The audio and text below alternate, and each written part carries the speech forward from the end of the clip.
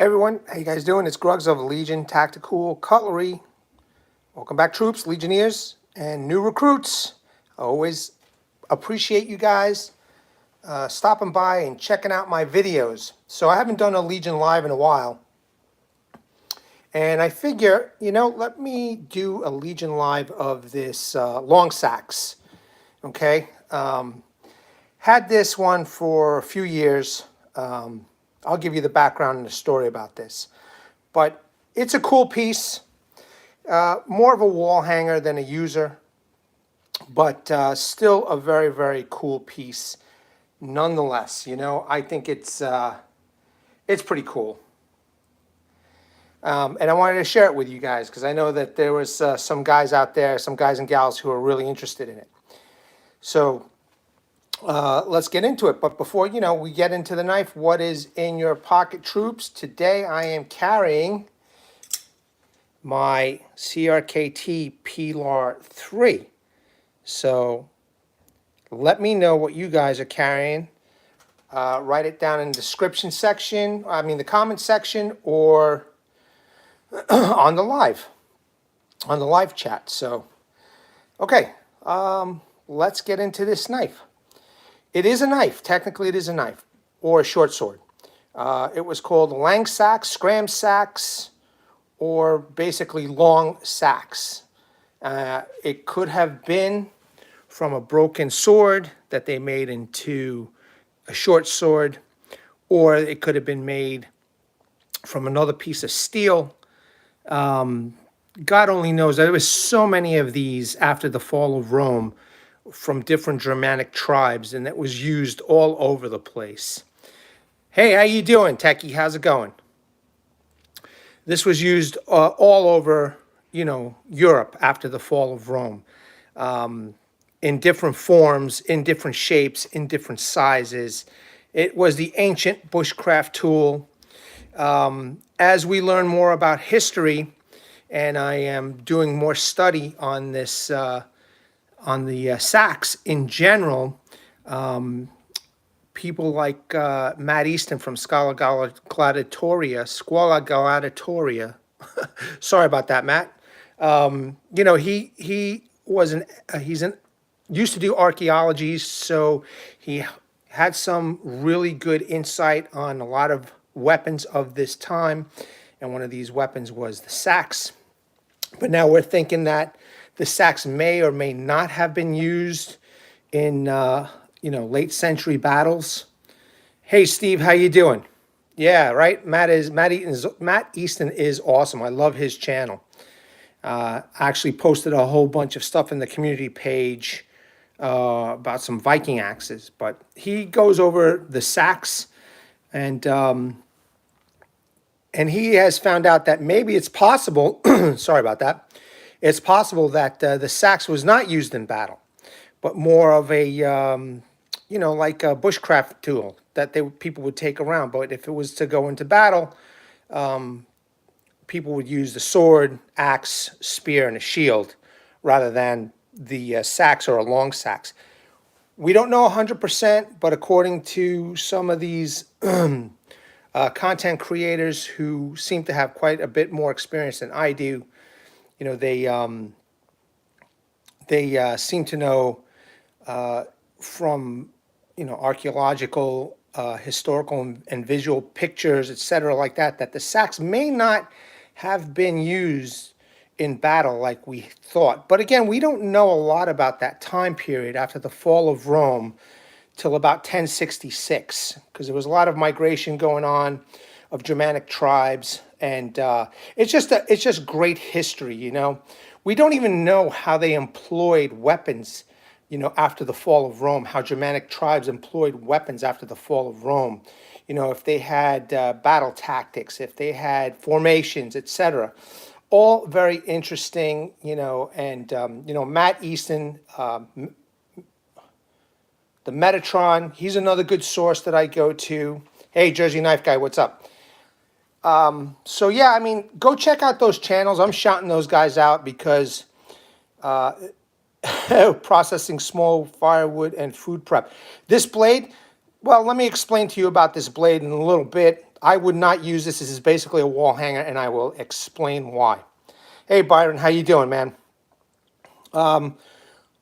This is a wall hanger piece, and I'll just get into it. Okay, let's take a look at the knife first before I get into anything else. So I'm standing up right now because the Seax is so long. I had to prop up the video camera a little bit higher. But basically, this is an 18-inch blade. All right, this is an 18-inch blade, and the Smiths, they did some kind of design. There are no runes on here. It's just one simple design on here. All right. So it's not that big of a deal. It's 18-inch. Okay. What is this? The ricasso. There's a bit of a ricasso here. All right. There's a fuller that goes all the way down the blade. All right. And this is dirty. This is not blackened on purpose. This is just dirty. They never cleaned it, but I kind of like the look of that fuller, that it's black like that. So I took a marker and I made it, I made it even more blacker. So I kind of like that. But on the opposite side is the exact same pattern. They're not runic. They're not anything. It's, to the untrained eye, you'd be like, oh, yeah, wow, that's a Viking or that's Germanic. But it's not. But it is a cool design nonetheless. And it gives you the illusion that, it is an ancient short sword from Germanic and or Norse or Celtic times. Oh, let me show you the handle. Let me be careful. Plausible handle. Okay, this is an 8-inch handle. All right. I don't think the Seaxes would have had this flare at the end. This was the idea of the creator in India. Okay, because I got this from Everestforge. So apparently this is some kind of, hold on a second, let me see. This is bone. This is some kind of bone. Exactly what kind of bone it is, I am not sure. And the handle material is just some kind of wood. Let me see if they say anything on here. Rosewood. So this is rosewood. This is a bone. Maybe they would have had some form of metal over here. A ring if it was fancy, but mostly would have been probably all wood, maybe some runes or something on here. I don't think this would have been here. If I had to do it all over again, I would definitely not have this flare. It's not 100% historical.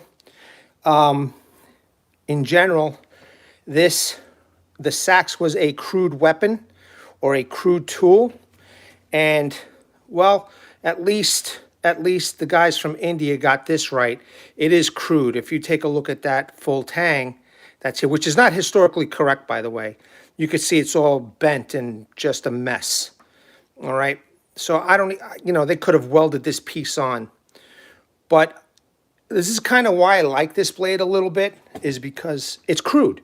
And maybe the Smiths of that time would have done something similar. It wouldn't have been, perfect.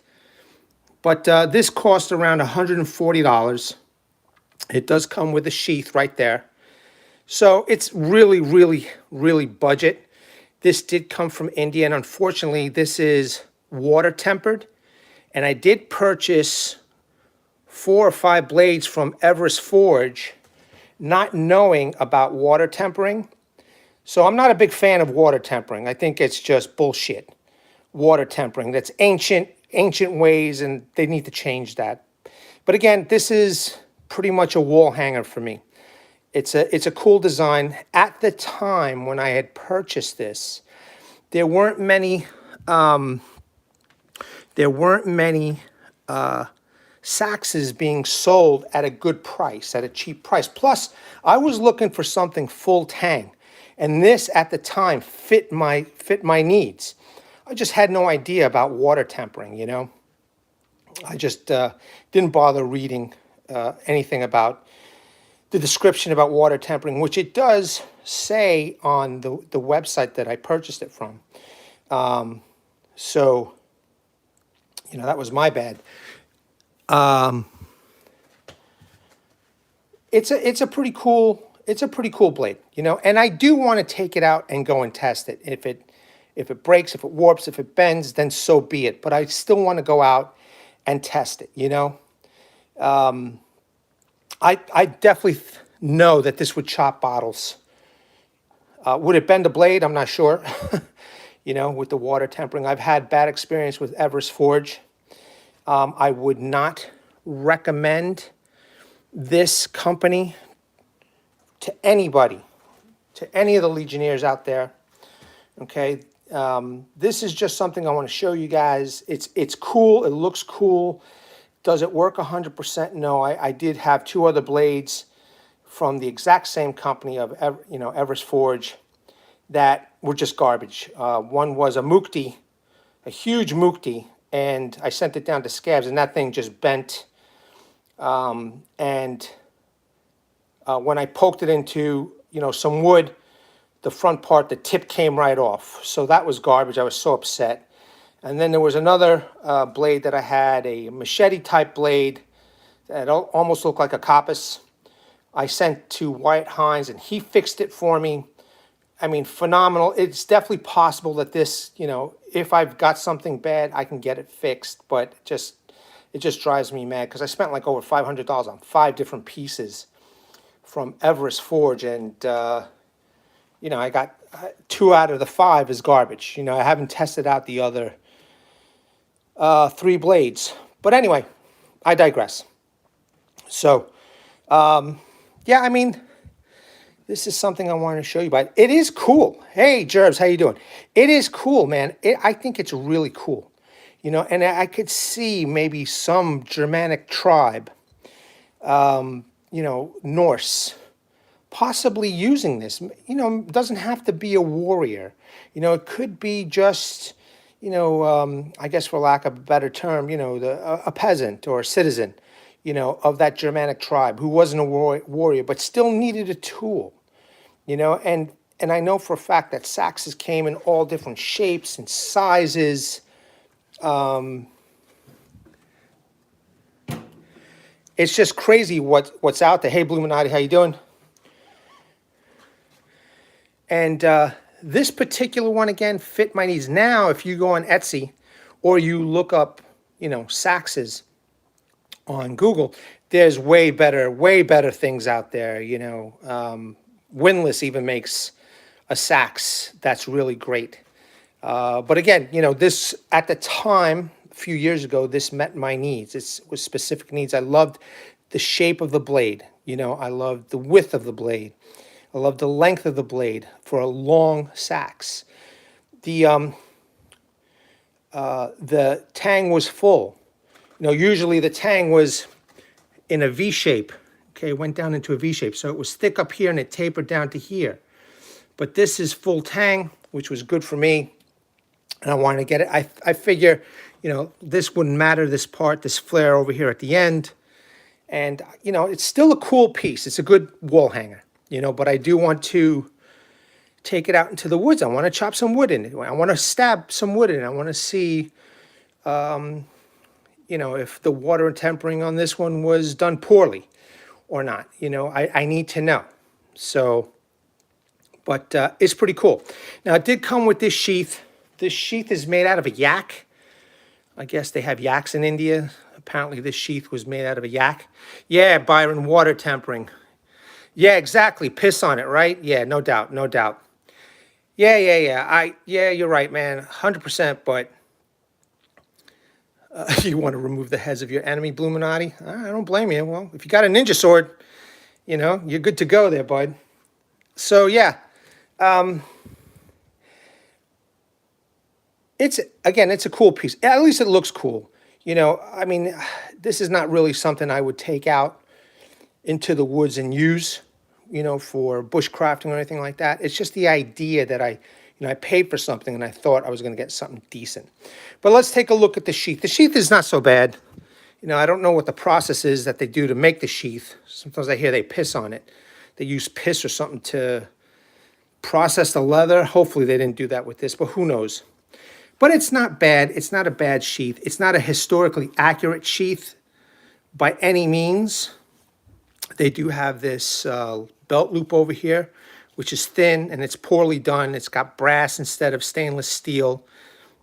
You know, I guess is hardness is better on the sheath. Yeah, no doubt, man. I wouldn't doubt it. But for a wall hanger, I'm good with this, you know. And I got to recoup my losses on it anyway. So I'm trying to look at the bright side of things, guys. So sheath's not bad.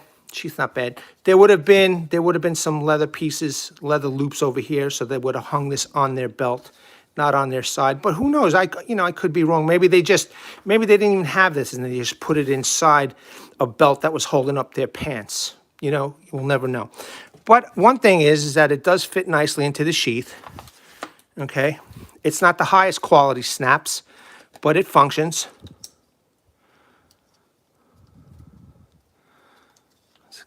Let's get it in there. Okay, but it won't hold it in. See, it starts to come out real loose. You can see that, so it's kind of dangerous. 132 bucks. I learned my lesson. You know, I won't be doing anything like that again. I do want to look for something else. Oh, Steve says it looks like it would do good for machete type stuff. I don't know, Steve. You know, I mean, yeah, if you're hitting vegetation, it should work. And I want to test it out. But what if you miss that vegetation, or you're near vegetation that is by a tree? Now all of a sudden you bend the blade, you know? So that's why I kind of want to go test it. You know what I mean? But it's still a cool piece. I mean, it looks really cool. You know, it looks cool, but that's about it. You know, and as a crude weapon, I could, you know, I think it would be plausible for this kind of shoddy work. It could be plausible, you know, especially right after the Roman times. You know, this was widely used all over Europe, where your vegetation moves to escape the swing. Yes, sir, no doubt. So not bad, not a bad looking blade. As far as functioning goes, I wouldn't trust anything with this since it was water tempered. I don't understand that concept. You know, you could say that that's the way they do it. That's the way they've done it for 1 billion years. It's stupid with today's technology. Just quench it in oil, you know? And again, guys, supposedly this is 5160 steel, maybe from tuna cans, you know? I don't believe that this is from a leaf spring off of a vehicle. No way. You know, no way. I think this steel is made out of tuna cans. So I want to get a file and test out the hardness on this, but I guarantee you it'll be garbage. I'll let you guys know, though. I'll let you guys know. You know. So, but anyway, in any case, gotta love the cold steel machete models. Yeah, absolutely, man. Cold steel makes some badass. That's a lot of tuna. That's a lot of people eating tuna, right? I don't know. Maybe they go to the garbage dumps to get their tuna cans. Who knows, man? I don't know how these guys do their stuff, you know. But as maybe for reenactment, you know, or maybe cutting bottles. I don't know. Maybe I can cut bottles with it. Maybe that's what I'll do. I'll test cutting bottles. I'll start small and see if I can even cut bottles with this without the blade bending or warping. Who knows? But I want to show you something pretty cool, though. This is a convex grind. You know, they may have done that on purpose because they know their steel is such garbage and their tempering is such garbage that they purposely made this convex, this edge. Take a look. You know? Or maybe they were smart enough to know that maybe that's how the ancients did it. You know, they made a convex grind on purpose instead of a flat grind. You know, and it wasn't uncommon back then that these blades would break or bend because, you know, the steel wasn't that good. But I don't think they water quenched it. But who knows? I'm not sure how they used to make Seaxes back then. But this is it, troops. You know, I don't want to bash it. I like this. I like this knife. As far as part of my collection goes, it looks pretty badass. You know, it's plausible. I think it's a plausible type of sacks that may have been forged back then during those times, whether it was Germanic, Scandinavian, English. Okay, it's all possible that, you know, this knife was, after the fall of Rome, all over Europe. Your 1830 Napoleon saber has seen too many water bottles at 20 miles per hour. It's bending. So Steve Borg, he's awesome. He's got a channel where he hops on his ATV and he uses cold steel swords or other swords to go and chop bottles at a distance. You know, more specifically, Joe Biden bottles, which is pretty cool. So he'll chop those bottles up at speed. It is a nice looking wall hanger. Yeah. Next time, Byron, I'm going to do way better research and spend you know, even more money to get something decent. You know, I still want to get that full tang, even though it's not historically accurate. I still want to get a full tang Seax about this length. Who knows? Maybe I can commission Wyatt Hines to do something for me. You know. But as of right now, I don't need anything else. You know, so. But I definitely, when it gets warmer in the spring, I want to take this out and I want to use a pressure treated fence post 4 or 5 inches wide. Okay, not a fence post, but they call it the gardening posts. You know, stuff that you lay down on the floor. Pretty inexpensive wood. And use this thing, you know, and see what it does. You know, maybe it's wishful thinking, but maybe I got lucky. Maybe they did a perfect job with it. Yeah, who knows? Who knows? But again, as a wall hanger, as a cosplay or, you know, reenactment piece, this is perfect. I think, you know, it's really it plays the part. I would probably get a different sheath. You know, have them make it a little bit different, put some brass lining around this to make it a little bit more decorated, but not, you know, not bad. So this is, they say it's 6 inches. Maybe they're saying 6 inches from here to here, the handle, but this in total is 8 inches. Then this is 18 inches, which is pretty cool. Convex grind. So you got the fuller in the center, and if you take a close look, that fuller is garbage. It's just done so poorly. It's just done so poorly for a modern day blacksmith, that is. You know, again, this is good looking enough for me, in my mind, as the crude weapon that they say this, you know, these Saxes were. So, all right, troops and legionnaires, you know, I haven't done a Legion Live in a while. And I'm glad that I was able to do this, even though it wasn't as positive as I was, you know, I wish it to be. I know that there were some Legionnaires out there who wanted to take a better look at this.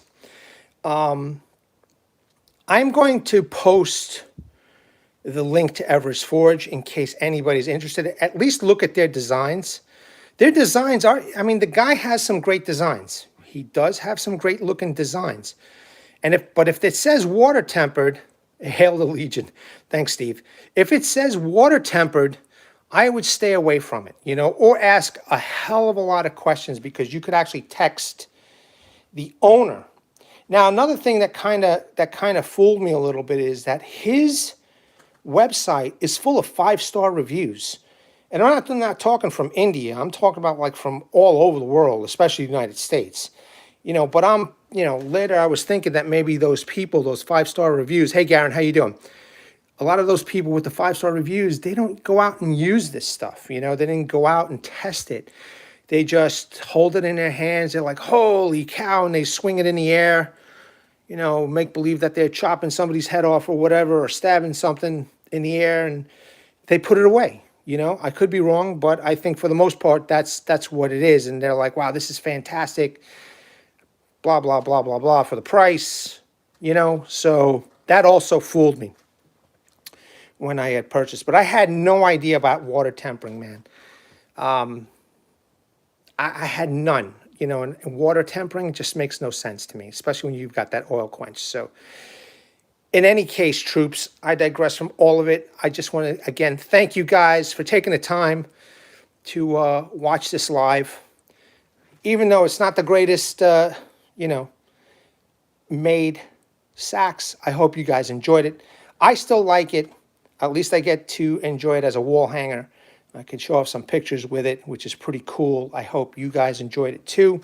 I do suggest that if you're looking into a Germanic and or Norse type Seax, that you do your research, as always, before you purchase anything. That is just my suggestion. But if you want a wall hanger, if you want, you know, a reenactment piece that's not going to cost you a lot of money, maybe this company might do the job for you. I don't know. Okay. Troops, Legionnaires, new recruits, as always, thank you so much, man. I appreciate you guys. I don't want to, you know, take up too much of your time. It is a weekday, and I just wanted to share this with you guys. I want to bring awareness to everybody. Hashtag 22 a day, hashtag 22 a day no more. There are veterans and active military out there that once they get out of the service, they do face a lot of challenges. And, you know, I am going to leave in the description section and in the comments section a heartfelt message from a Legionnaire named Martin Miller. He was a Vietnam veteran from 66 to 69. He wants you to seek the help that you guys have earned and deserved. And I'm also going to leave phone numbers and websites that you guys could take a look at. All right, troops, Legionnaires, and new recruits. You guys who showed up, thank you very much. I know some of you are busy. Thank you very much for taking the time to just check out my channel for a little bit. Really do appreciate you guys. At the ready, troops. Hold the line, guys. Hold the line. Until next time, take care. Bye-bye.